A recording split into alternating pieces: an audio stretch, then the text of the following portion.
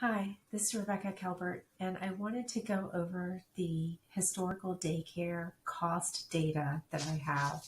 So, over the years, we've been able to accumulate over 100 daycare projects and the cost data associated with them. So, what I'm going to go over with you is what each line item of cost is. But before I go too deep into the details of a project budget, I just want to point out to you that there is a big spread between costs. And later on, when I show you our data, you're going to see that it's averaged data. And so there are some people that have a lower budget. And I want to assure you that every couple of years or so, we're able to get a project done for just over a couple million. There's 3 projects right there. But that for every project that's, just over 2 million, you've got one that's really tall. Like here in 2020, we completed a project that was over 8 million. So there is a big spread between what you can spend on a daycare center.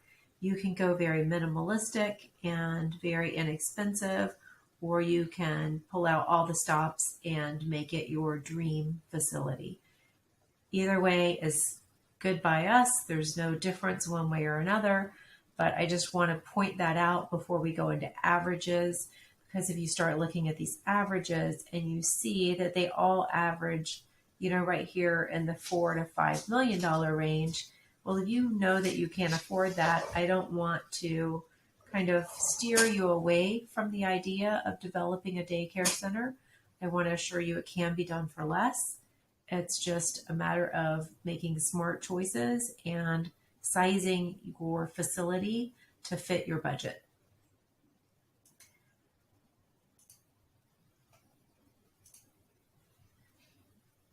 So this is the project data that we have available to us. This is the over 100 projects that I mentioned before. You can see each one of these lines is a project with a corresponding average of that year, right?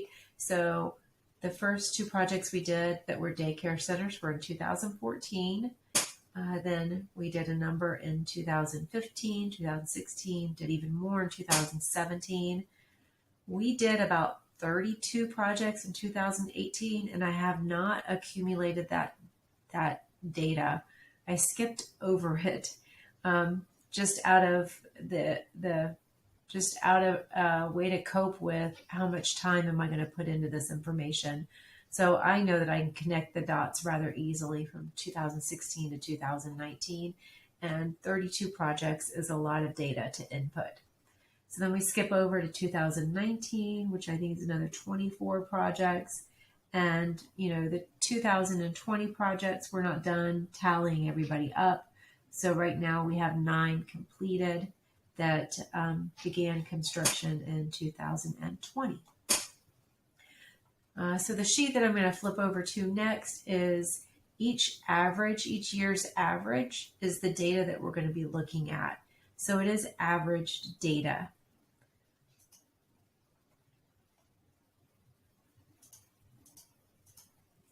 So as I go through this, I'm also going to point out what certain things are and what's included in them. So you'll see here, each line is a year, and I did skip over 2018. I just deleted that line completely because it throws everything out of balance. So you can see the number of projects that are being averaged, what year that it's open. So when somebody talks about land costs are this green section. You're talking about the cost of the actual land, to purchase the land, and closing and realtor fees. We also broke it down into what the property size, the average property size was for each year, which corresponds to the size in acres. And then we give you a cost per acre average for that year. So you can see, and it really does depend on what city, what state you're in. You can see our 2 projects in 2014 actually had a higher cost than any other project. Now, one way that happens, or multiple ways that happens, is some of these projects that we've got averaged, The reason why that cost is bumped up is because one of our clients, or a few of our clients actually, purchased land with a building already on it and intended to remodel that building.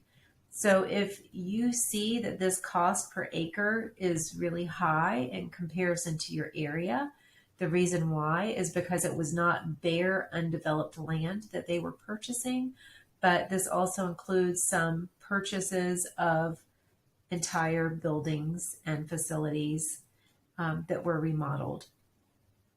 So then we get into the average cost of land, including all of the realtor fees and closing costs, and that's what we're seeing as an average. The next section is hard costs. Hard costs are what you see. Hard costs are items that you see what you put your money into. So hard costs are the site construction and the building construction. When you're done spending the money on hard costs, you see what you get. Like it's a tangible, hard item that you have paid for. So site costs would be retaining walls, parking lots, sidewalks, drainage, landscaping, clearing or grading of the land. We break it down into construction cost per acre, so you can see roughly what the average is on how much you're going to spend improving an acre. Now, again, some of those numbers are really sloped sites that have retaining walls and a lot of grading. Some of them were flat, so there's a big variation between all of this. Then building construction cost. Building construction cost really is the four walls that enclose your building and everything inside, from the foundation up to the top of the roof. We break that down into an average building size that we're using. So this will tell you, on average, the sizes that this cost gives you. We also break it down into a cost per square foot. So if you know that you want to have a 6,000 square foot building, you can interpolate that with 2020's cost per square foot data and multiply that out and come up with a preliminary cost amount for your building construction cost. Right? That also tells you on average how many kids are in each facility. Some of this data we don't have. So when you see that hashtag divide by 0, that's an error message by Excel, just saying we don't have the data input in there. And then the number of kids per gross square foot. So everybody knows, or most childcare owners are familiar with the 35 square feet per child, but that's on the inside of a classroom. When you think about the entire gross building square footage, you have to include the area for the walls, the area for hallways, receptionist, office, laundry, kitchen, storage, all the restrooms. So when you average in the entire building and not just the classroom area, these are the averages we're seeing in our facilities. So we've seen anywhere from 63 to 70 square feet per child on average for gross square footage, which is different than a net square footage. The 35 per square foot is your net square footage, but 63 to 70 square feet per child for the whole building envelope is what you can expect to get. And then this column here is our average total hard costs. So that is the construction cost and the building cost added up, right? So that's all that is. All the construction costs, all the building costs averaged up per year so that you can see this is your total hard cost. When a lender or a financer is talking to you about what are your hard costs, what they mean is your site construction cost and your building construction cost. And the two of those give you your total building construction, your total hard costs. So then let's get into soft costs. Soft costs are all of that money that you have to spend on services, right? Soft costs will be your government fees and permits. So if you've got a land disturbance permit and a building permit, if you have water a water fee, a utility fee that you have to pay, those are what these fees are all about. So that is a soft cost. You spend the money, but you don't necessarily see what you get for it. It's more of a service that is being provided. So another line item of soft costs are your architects and your engineers. So there's the civil engineer, there's your architect, your structural. MEP is mechanical, electrical, plumbing services. But then this line item also includes things like your surveyor, if you need to get a survey done. It includes somebody going to test the building if it's an existing building for lead. Somebody going to do a soils test if it's a bare piece of land. So there's some other miscellaneous service providers that are lumped into this, but the larger proposal amounts are civil, architectural, and then the engineering services, structural, and MEP. Another soft cost line item is your contractor. So when a contractor gives you a bid, there's a line item on that bid form that asks him what his overhead and fees are that he's counted for.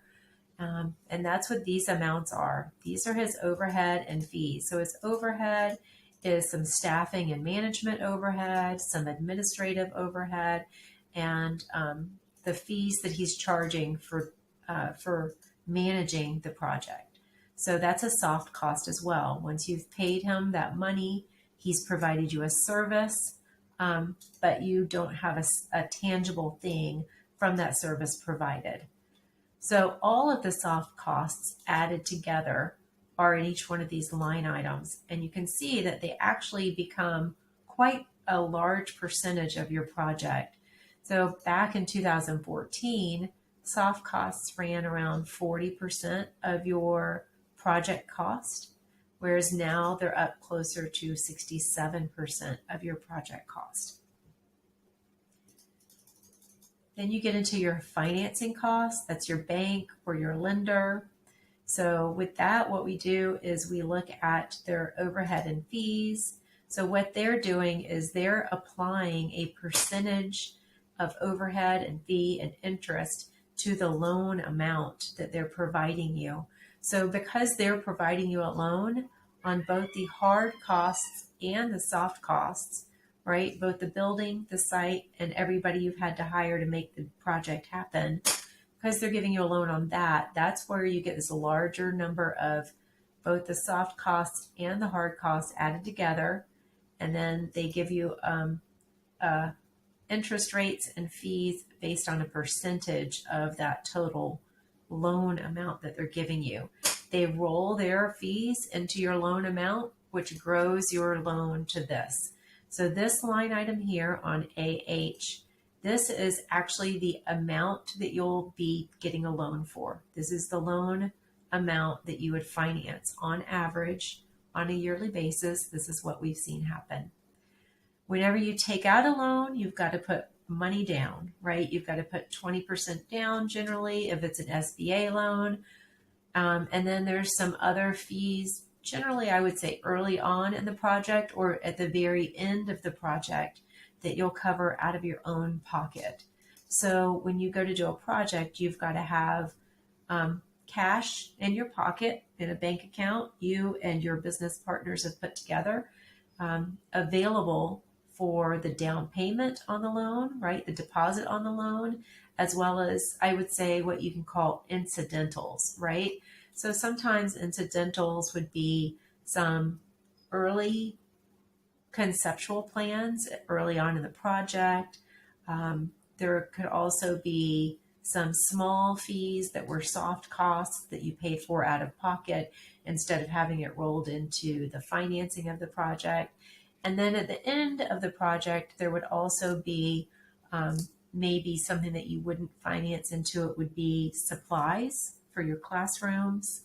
Most people do wrap furniture and playground equipment into the financing of their project. So all of these projects include the furniture and the fixtures on the wall.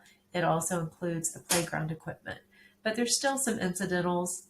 So you'll see with these percentages, if you assume that a 20% deposit on your loan, then you can see another 5, 2, 4, 6% just set aside for incidentals is a good safeguard to have a little extra cash above and beyond your 20% that you needed to put in. Sometimes there's also things that you see during construction that you want to improve, and you pay out of pocket for it at that point. So sometimes toward the end of a project, you might see that you want an upgrade in something at the last minute, and you're willing to pay the contractor more money to upgrade on something. So the total project cost is your loan amount plus your cash injected into the project over the course of the project. So your actual total project cost is higher than your loan amount. So let's look at some of this graphically.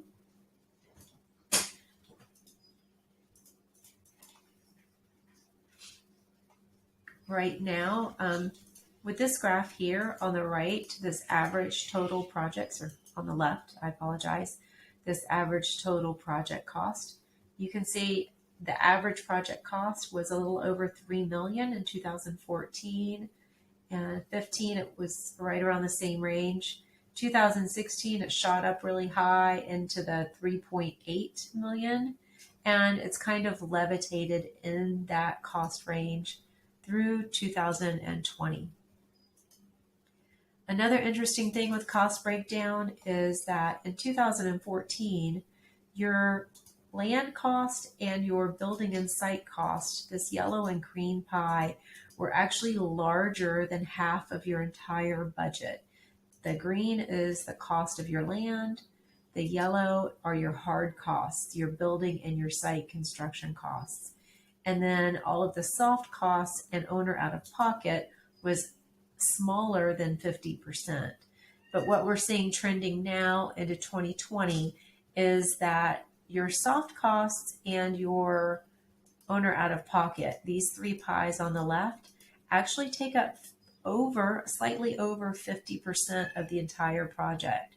So if you know the land cost and you've budgeted your building and your site improvement cost, if you take those three numbers and double them, that will give you a good general idea of what your full project budget is going to be.